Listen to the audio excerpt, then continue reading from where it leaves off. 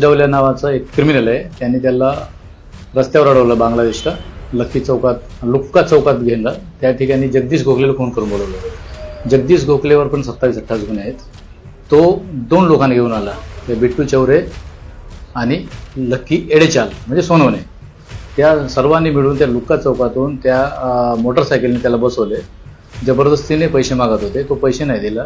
त्याच्यामुळे त्याला Calcutta railway line Bangladesh तिथं घेऊन गेले आणि जगदीश गोखले हा चायना मेडचा चाकू दाखवला. पैसे दे म्हणलं. त्यावेळेला त्याच्याकडे पैसे नव्हते, तर त्याची मोटरसायकल हिसकवले. त्याच्याकडे 2 मोबाईल हिसकवले. त्याच्याकडे टूल किट होता 5,000चं.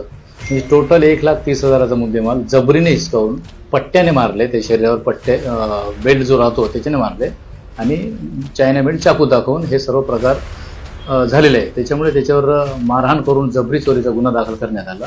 24 तासाच्या आतमध्ये सध्या 3 आरोपी अरेस्ट आहेत. त्यांच्याकडून सर्व गुन्ह्यात वापरलेला मुद्देमाल आणि जबरीने चोरी नेलेला मुद्देमाल सर्व जप्त केलेले आहे. तर एक आरोपी बाकी आहे, त्याला पण लवकरच अटक करू. सर, जे आरोपी अटक आहे त्यांचा पार्श्विक रेकॉर्ड काय समोर आला आहे? आणि सर, आपल्या ज्या एरियामध्ये हे लोक राहतात तिथे आपल्या नावाचा मोठे मोठे बॅनर लावून हे लोक दहशत निर्माण करतात, त्यानंतर पोलीस काय करणार काय? नाही, त्याच्या बाबतीत आपण मनपाला पत्र व्यवहार करून त्याला ते काढून घेऊ. ते आम्ही तुम्ही निदर्शनाला दिले ते आपण काढून घेऊ, त्याच्यात काही शंका नाही. आणि हे लोक बाह्यगिरी करण्याचा प्रयत्नात आहे. त्यांना आपण बाह्यगिरी होऊ देणार नाही. कायदेशीर कारवाई करून त्यांना प्रिव्हेंटिव्ह करू. त्यांना पुढील कायदेशीर कडक कारवाई करू. सर, जे अटक आरोपी आहेत त्यांचं काही पार्श्विक रेकॉर्ड सांगा. ते पूर्ण सर्व क्रिमिनल रेकॉर्डचे आहेत. जबरी चोरी आहे, 302, 307 सारखे गुन्हे आहेत त्यांच्यावर, खंडणीसारखे गुन्हे आहेत. त्याच्यामुळे त्यांच्यावर आमचा आता वॉच आहे, अटक केलेली आहे त्यांना. पुढील कडक कायदेशीर कारवाई